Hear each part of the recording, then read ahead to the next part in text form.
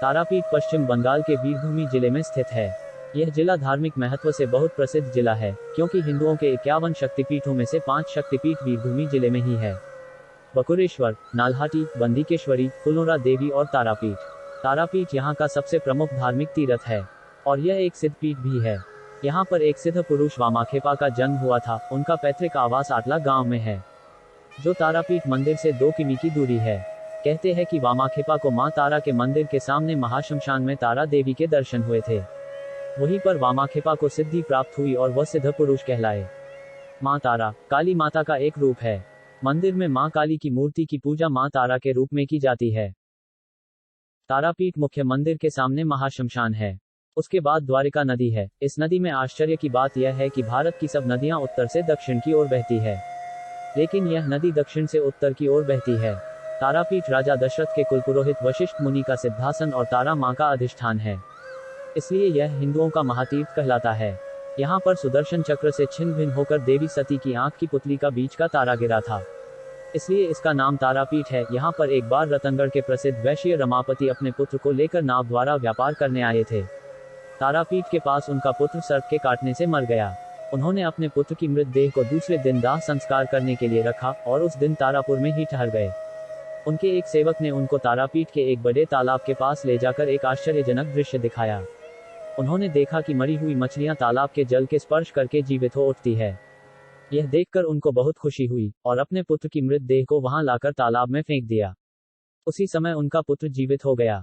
उसी दिन से उस तालाब का नाम जीवन कुंड पड़ा। रमापति वैश्य ने तालाब के पास एक टूटा हुआ मंदिर देखा और उसमें उन्होंने चंद्रचूड़ अनादि शिवलिंग और तारा मां की मूर्ति देखी। उन्होंने अपने आप को धन्य माना और अपने पैसे से ही उन्होंने मंदिर की मरम्मत कराई और पूजा की। वे वहां भगवान नारायण की एक मूर्ति स्थापित करना चाहते थे, किंतु किसी ऋषि के आदेशानुसार मां तारा देवी की मूर्ति में ही नारायण की पूजा होगी। काली और कृष्णा अलग अलग नहीं, उनकी जिस तरह पूजा होनी चाहिए उसी तरह ही उन्होंने पूजा की और काली तथा कृष्ण की मूर्ति के भाव अनुसार एक ही मूर्ति प्रतिष्ठित कराई।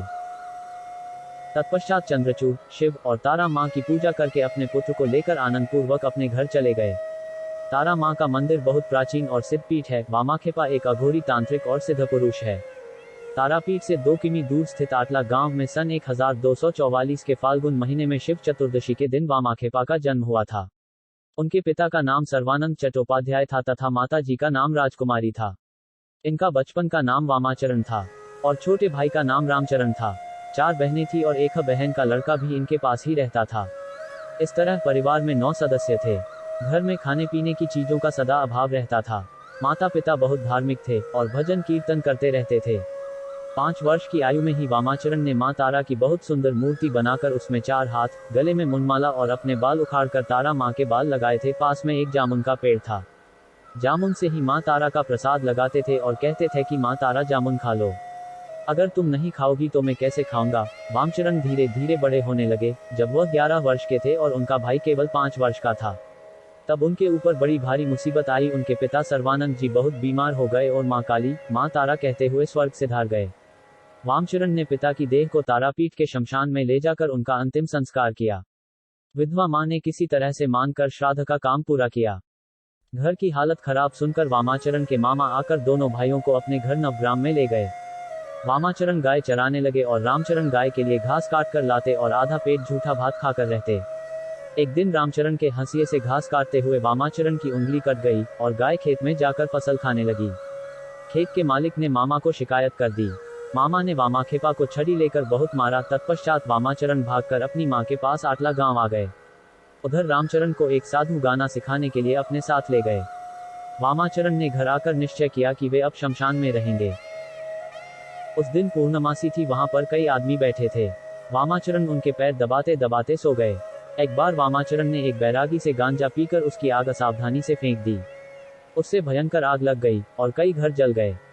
सभी लोग वामाचरण को पकड़ने लगे। वामाखेपा उस आग में कूद गए और जब वे आग से बाहर निकले तो उनका शरीर सोने की तरह चमक रहा था। मां तारा ने अपने पुत्र की अग्नि से रक्षा की थी। यह देखकर सभी अवाक रह गए। तत्पश्चात वामाखेपा का साधक जीवन आरंभ हुआ। मोक्षदानंद बाबा, वसाई बाबा आदि ने उन्हें महाशमशान में आश्रय दिया। कैलाशपति बाबा उन्हें बहुत प्यार करते थे। एक दिन कैलाशपति बाबा ने रात में वामाचरण को गांजा तैयार करने के लिए बुलाया। उस रात वामाखेपा को बहुत डर लगा। असंख्य दैत्याकार आकृतियां उनके चारों ओर खड़ी थी। वामाखेपा ने जय गुरु जय तारा मां पुकारा और वे सब आकृतियां लुप्त हो गई।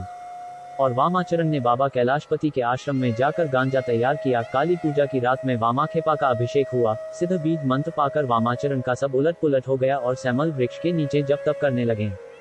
शिव चौदस के दिन वामाखेपा ने सिद्ध बीज मंत्र जपना शुरू किया। सुबह से शाम तक ध्यान मग्न होकर तारा मां के ध्यान में लगे रहे। खाना पीना भूल गए। रात में 2 बजे उनका शरीर कांपने लगा। सारा शमशान अचानक फूलों की महक से महक उठा। नीले आकाश से ज्योति फूट पड़ी और चारों तरफ प्रकाश ही प्रकाश फैल गया। उसी प्रकाश में वामाचरण को मां तारा के दर्शन हुए। बाघ की खाल पहने हुए, एक हाथ में तलवार, एक हाथ में कंकाल की खोपड़ी, एक हाथ में कमल फूल और एक हाथ में अस्त्र लिए हुए, आलता लगे पैरों में पायल पहने, खुले हुए केश, जीभ बाहर निकली हुई, गले में जावा फूल की माला पहने, मंद मंद मुस्कुराती मां तारा वामाखेपा के सामने खड़ी थी। वामाखेपा उस भव्य और सुंदर देवी को देखकर खुशी से भर गए। 18 वर्ष की अल्पायु में विश्वास के बल पर वामाखेपा को सिद्धि प्राप्त हुई और वे संसार में पूज्य हुए। जिस प्रकार परमहंस रामाकृष्णा को दक्षिणेश्वर में मां काली के दर्शन हुए थे, उसी प्रकार वामाखेपा को भी तारापीठ के महाशमशान में मां तारा के दर्शन हुए थे। वामाखेपा की माता का स्वर्गवास हो गया। उस समय द्वारका नदी में बाढ़ आई हुई थी, किंतु वामाखेपा तारा मां कहते हुए नदी में कूद गए और नदी के दूसरे किनारे पर पहुंचकर अपनी माता के मृत शरीर को अपनी पीठ पर रखकर फिर पानी में कूद पड़े और महाशमशान में लाकर अपनी माता का अंतिम संस्कार किया। मां के श्राद्ध के दिन खाली जमीन साफ साफ कराकर सब गांव वालों को निमंत्रण भेज दिया। अपने आप अनेक प्रकार के स्वादिष्ट पकवान वामाखेपा के घर में आने लगे। सारे गांव के अतिथिगण राजाओं के खाने योग्य जैसे 36 प्रकार के पकवान खाने लगे। तभी आकाश में घने बादल छा गए। वामाखेपा ने मां तारा को याद करके लकड़ी लेकर उससे चारों तरफ एक घेरा बना दिया। मूसलाधार वर्षा हुई, परंतु घेरे के अंदर एक बूंद पानी नहीं गिरा और अतिथियों ने आनंद पूर्वक भोजन किया। जब अतिथिगण भोजन करके जाने लगे तो वामाखेपा ने मां तारा को याद करके बादलों को साफ कर दिया और बारिश रुक गई। वामाखेपा को देखने से लगता था कि वह बड़े कठोर है, लेकिन उनका हृदय बड़ा पवित्र और कोमल था। वे अपने भक्तों के अनुरोध पर कई असाध्य रोगों को ठीक कर दिया करते थे। धीरे धीरे वामाखेपा की उम्र बढ़ती गई और वे 72 साल के हो गए। कृष्णाष्टमी का दिन था। वामाखेपा तारा मां का प्रसाद खा रहे थे। अचानक कुत्ते बड़ी जोर जोर से चिल्लाने लगे। फिर एक कंकाल की तरह के चेहरे वाला एक सन्यासी आया और फीकी सी हंसी हंसते हुए बोला, अब क्या बाबा, चलो तुमको अपने साथ ही ले चलूंगा। उस दिन भक्त लोग उनको घेरे बैठे रहे। बाबा की सांस जोर जोर से चल रही थी। अचानक उनकी नाक का अग्रभाग लाल हो उठा। सभी लोग मां तारा पुकारने लगे। मां तारा सुनाई पने के साथ ही वामाखेपा का शरीर स्थिर हो गया और एक महायोगी योगमाया में लीन हो गया। चारों ओर वामाखेपा के स्वर्ग सधारने की खबर फैल गई। दूर दूर से लोग इस सिद्ध पुरुष के दर्शन के लिए उमड़ पड़े। महाशमशान के पास ही एक नीम के पेड़ के नीचे उनको समाधि दी गई और मां तारा का सबसे योग्य पुत्र मां तारा में ही समा गया। महाशमशान में तारा देवी का पादपद मंदिर है। तारापीठ की यही मुख्य जगह है।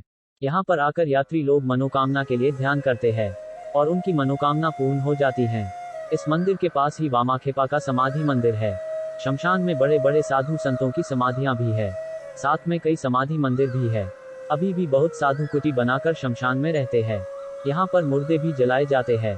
तारापीठ में एक और जगह देखने योग्य है, उसका नाम है मुंडमारनीवता। वहाँ पर भी मां तारा की मूर्ति है। सुना है कि काली मां अपने गले की मुंडमाला वहाँ रखकर द्वारका नदी में स्नान करके माला पहन लेती है, इसलिए इस स्थान का नाम मुंडमालिनी है। यहाँ पर भी एक शमशान है।